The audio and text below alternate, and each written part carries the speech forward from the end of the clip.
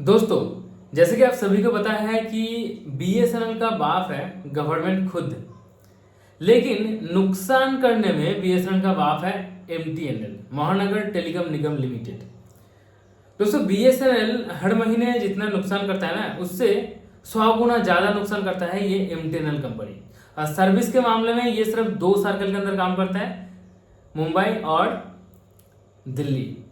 लेकिन इस 2 सर्कल के अंदर भी ये ढंग का काम कर ही नहीं पाता।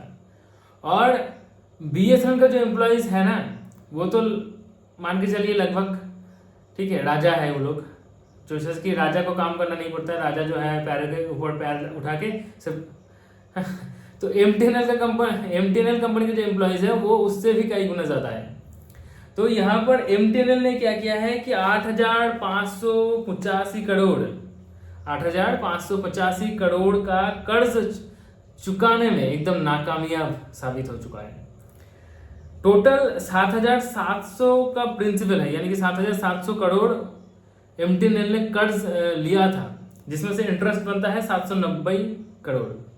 ठीक है, तो 7,700 करोड़ का उन्होंने टोटल लिया था कर्ज, और 790 करोड़ का इंटरेस्ट बनता है, टोटल हो जाता है 8,585 करोड़।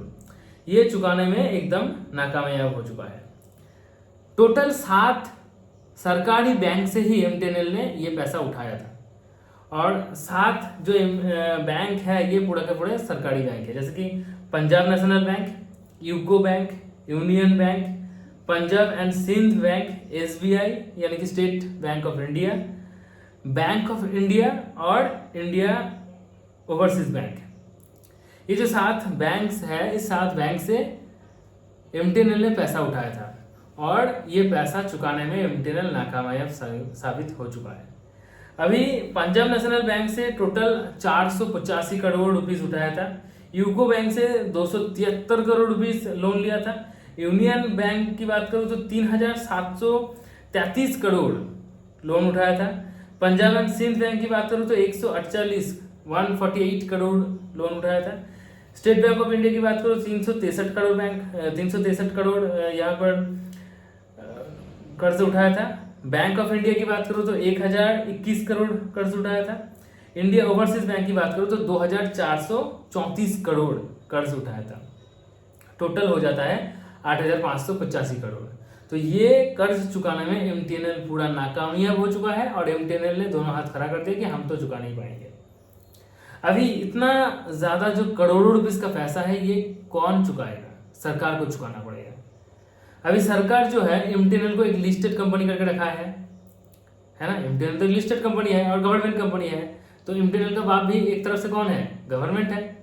तो अगर बेटा पैसा लेकर चुका नहीं पाता है तो किसको चुकाना पड़ता है? बाप को चुकाना पड़ता है। तो अभी गवर्नमेंट चुकाएगा, और गवर्नमेंट का बाप कौन है? जनता, यानी कि आप, हम और भी बहुत सारे लोग इस देश के 140, 50, 60 करोड़ लोग। ऑफिशियल अनऑफिशियल थोड़ा अलग है ना, इसलिए मैंने बताया। तो जो भी है, ये एवरेज 150 करोड़ लोगों से ये पैसा किसी न किसी वजह से उठाया जाएगा और इसको चुकाया जाएगा। तो अभी आप सोच के बताइए कि एमटीएनएल कंपनी मार्केट में रहना चाहिए या इसको प्राइवेटाइजेशन कर देना चाहिए? आप नीचे कमेंट में ज़रूर इसके बारे में बताइए। ये आपका फर्ज बनता है। आपका जो राय है ये ज़रूर नीचे कमेंट में बताइए। Thank you.